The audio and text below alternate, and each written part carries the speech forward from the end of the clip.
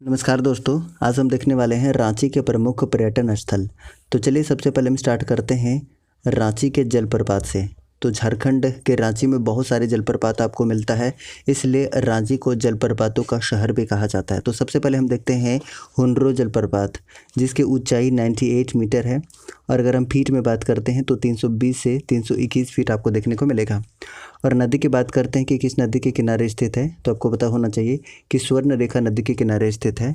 और स्वर्ण रेखा नदी कहाँ से निकलती है, तो नगड़ी रांची से निकलती है, ये आप याद रखिएगा।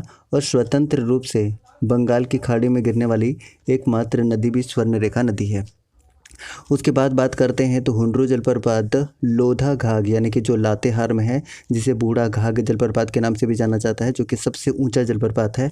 तो लोधा घाघ के बाद दूसरा सबसे ऊंचा जलप्रपात हुंड्रो जलप्रपात है। उसके बाद बात करते हैं दशम जलप्रपात, जिसकी ऊंचाई कितनी है, मीटर में अगर बात करते हैं तो 40 मीटर है और फीट में अगर बात करते हैं तो 130 फीट है। नाम क्यों पड़ा है, तो नाम पड़ा है 10 धाराओं के कारण। और ये किस नदी पर, ये काफ़ी इंपॉर्टेंट है, तो याद रख सकते हैं कि ये कांची नदी पर है। उसके बाद बात करते हैं गौतम धारा जलप्रपात, जिसे जोन्हा जलप्रपात के नाम से भी जाना जाता है। अगर ऊंचाई की बात करते हैं तो 17 मीटर इसकी ऊंचाई है और फीट में अगर बात करते हैं तो 56 फीट इसकी ऊंचाई है। किस नदी पर है पूछा जाता है, तो याद रखिएगा ये राढ़ू नदी पर है। उसके बाद बात करते हैं सोनुआ जलप्रपात, जो कि कहाँ पर है, तो ये भी रांची में है, अनगढ़ा प्रखंड में है, ये भी आप याद रख सकते हैं। इसके अलावा कुछ अन्य जलप्रपात की बात करते हैं तो सीता जलप्रपात, तीरू जलप्रपात, पंगुरा जलप्रपात, ये भी कहाँ पर है, तो ये सारे के सारे रांची में है, ये आप देख सकते हैं।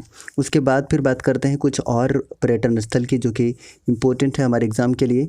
तो देखिए सबसे पहले हम टैगोर हिल की बात करते हैं।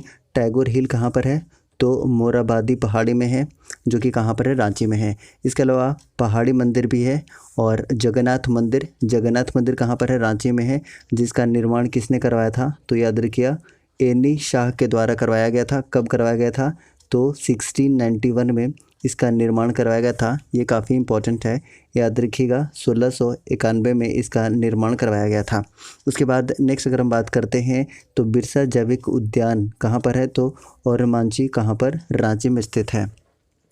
इसके अलावा गैतल शुद्ध डैम भी रांची में है, रॉक गार्डन भी रांची में है, नक्षत्र वन आपको देखने को मिलेगा, रातू का किला है, सिद्धू कान्हू पार्क भी स्थित है, सूर्य मंदिर है जो कि बुंडू में है, देवड़ी मंदिर भी है और साथ ही साथ साइंस सिटी भी यहाँ पर है। उसके अलावा बात करते हैं तो देखिए एक HEC यानी कि हैवी इंजीनियरिंग कॉरपोरेशन, जिसे कारखानों का कारखाना कहा जाता है, इसकी स्थापना कब हुई थी, तो याद रख सकते हैं 1958 में इसकी स्थापना हुई थी।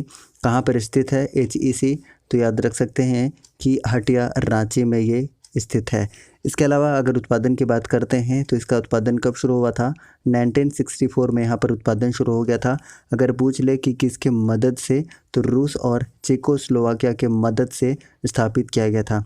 आपको कमेंट बॉक्स में बताना है कि बोकारो इस्पात संयंत्र किसके मदद से स्थापित किया गया था और इसकी स्थापना कब हुई थी। कमेंट बॉक्स में इसका आंसर दीजिएगा। और गैस अगर आप टेलीग्राम ज्वाइन नहीं किए हैं तो टेलीग्राम ज्वाइन कर लीजिएगा, @हैप्पी स्टडी जोन सर्च करके आप आराम से ज्वाइन कर सकते हैं। और आपसे एक छोटा सा रिक्वेस्ट होगा कि अगर आप चैनल पर नए हैं तो प्लीज़ चैनल को सब्सक्राइब करके और बेल आइकन को प्रेस कीजिए, ताकि आपको न्यू वीडियोज़ का नोटिफिकेशन सही समय पर मिलता रहे। Thank you so much. जय हिंद।